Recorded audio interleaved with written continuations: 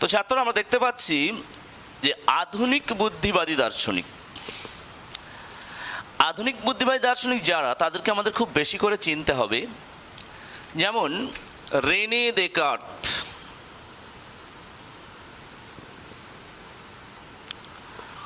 দুই বার্টস স্পিনোজা, তিন হচ্ছে গডফ্রিড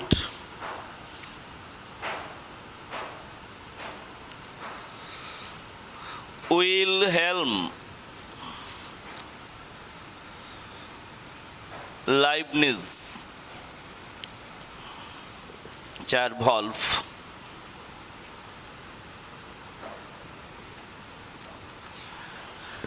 তো আমরা দেখতে পাচ্ছি যে আধুনিক বুদ্ধিবাদী দার্শনিক যারা জ্ঞানোৎপত্তির ক্ষেত্রে বিভিন্ন থিওরি তারা দিয়েছেন, রেনে দেকার্ত বা আমরা বইতে ডেকার্ত নামেও পেতে পারি, এই স্পেলিংটা আমরা পেতে পারি, Descartes, Baruch Spinoza, Gottfried Wilhelm Leibniz, Wolff. আমরা এখানে প্রসঙ্গক্রমে একটা কথা জেনে রাখবো যে ভলফকে চরমপন্থী বুদ্ধিবাদী দার্শনিক বলা হয়।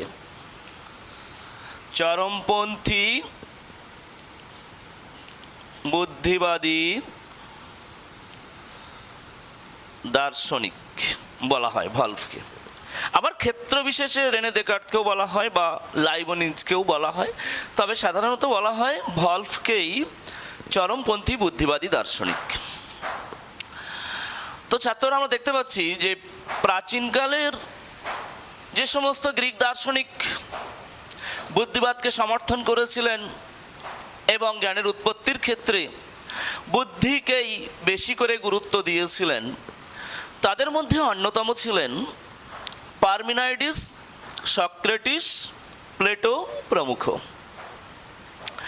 অপরদিকে আধুনিক কালের যে সমস্ত দার্শনিক জ্ঞানোৎপত্তির ক্ষেত্রে বুদ্ধিবাদকে সমর্থন করেছেন, অর্থাৎ যারা বুদ্ধিকেই জ্ঞান লাভের একমাত্র উৎস বলে মনে করেছেন, তাদের মধ্যে অন্যতম হলেন Rene Descartes, Baruch Spinoza, Gottfried Wilhelm Leibniz, Wolff. তো আমরা এখানে পুরো নাম না জানলেও এইটুকু ভালো করে জানবো, দেকার্ত, স্পিনোজা, লাইবনিজ। তাহলে আধুনিক পাশ্চাত্য বুদ্ধিবাদী দার্শনিকদের মধ্যে অন্যতম, আধুনিক পাশ্চাত্য বুদ্ধিবাদী দার্শনিকদের মধ্যে অন্যতম ছিলেন দেকার্ত, স্পিনোজা, লাইবনিজ। তো এক্ষেত্রে ছাত্ররা আমরা আসব দেকার্ত প্রসঙ্গে। যেহেতু রেনে দেকার্ত আধুনিক পাশ্চাত্য দার্শনিকদের মধ্যে এক নম্বরে রয়েছে,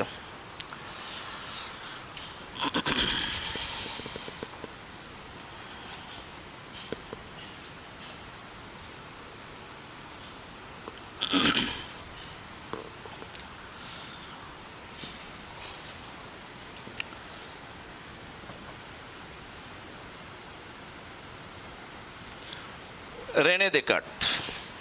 রেনে দেকার্তকে বলা হয় আধুনিক পাশ্চাত্য দর্শনের জনক।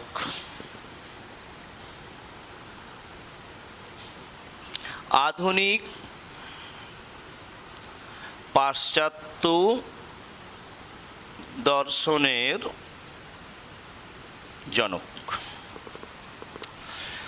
রেনে দেকার্তকে বলা হচ্ছে আধুনিক পাশ্চাত্য দর্শনের জনক, কারণ তিনিই প্রথম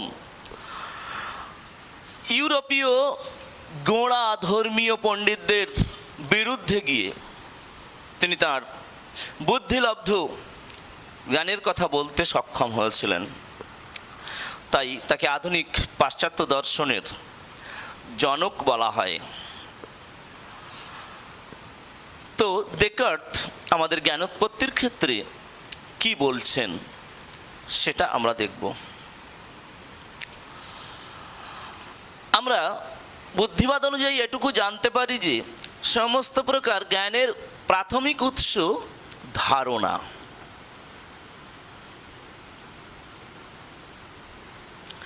ধারণা। তো ডেকার্ট কি বলছেন?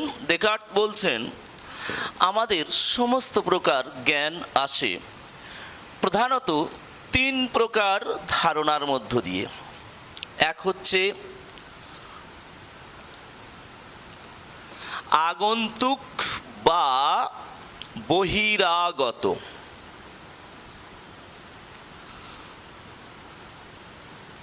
ধারণা। দুই হচ্ছে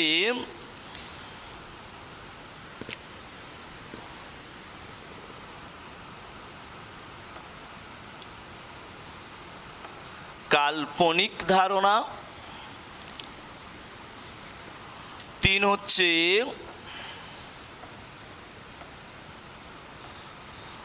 সহজাত ধারণা।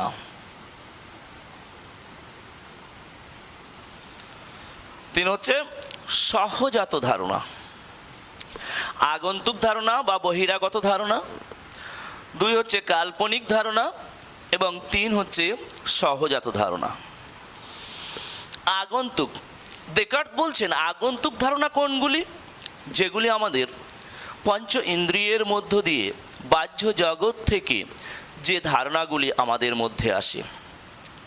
যেমন আমরা এই মুহূর্তে আমাদের চোখের সামনে বা আমাদের স্পর্শের মধ্যে বা আমাদের কর্ণের শব্দের মধ্যে যেগুলি আমরা আয়ত্তে দেখতে পাচ্ছি, টেবিল, চেয়ার, ঘর, পাখা,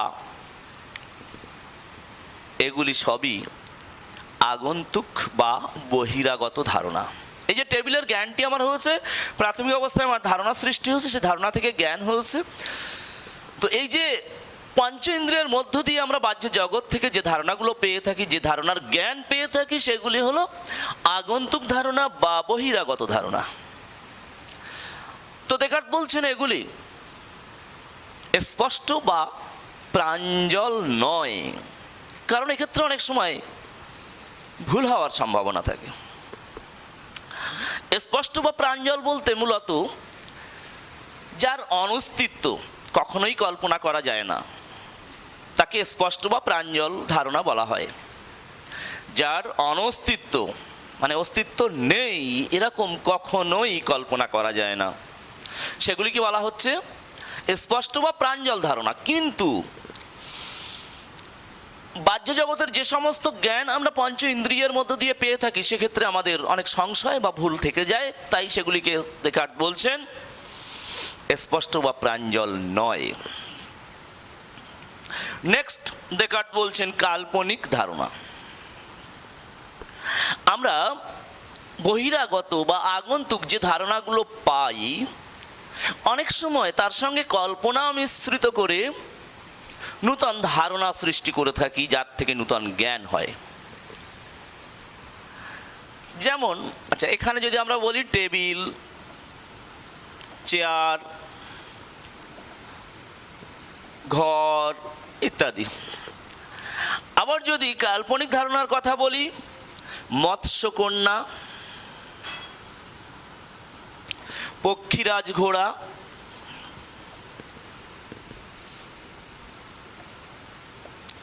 প্রভৃতি। তাহলে আমরা দেখতে পাচ্ছি এখানে যে কাল্পনিক ধারণা হচ্ছে মৎস্যকন্যা, পক্ষীরাজ ঘোড়া, কারণ আমরা এখানে মৎস্যকন্যা মানে মাছ এবং একটি কন্যা বা মেয়ের ধারণা, এখানে একটা পাখি বা একটি ঘোড়ার ধারণা। তো এইভাবে এগুলিকে বলা হচ্ছে কাল্পনিক ধারণা। এগুলিকেও ডেকার্ট বলেছেন স্পষ্ট বা প্রাঞ্জল নয়। এরপরে ডেকার্ট বলেছেন সহজাত ধারণার কথা, যেগুলো একেবারে আমাদের স্বতঃসিদ্ধ বুদ্ধিলব্ধ ধারণা, সেই ধারণাগুলিকেই ডেকার্ট বলেছেন সহজাত ধারণা। এ প্রসঙ্গে আমরা মনে রাখবো, ডেকার্টের মতে আমাদের মনের কোনো কোনো ধারণা সহজাত, আমাদের মনের কোনো কোনো ধারণা সহজাত, এই উক্তিটি করেছেন রেনে ডেকার্ট। তো আজ এখানে শেষ করছি ছাত্ররা, এরপরে আমরা আবার এখান থেকেই ক্লাস শুরু করব। Thank you.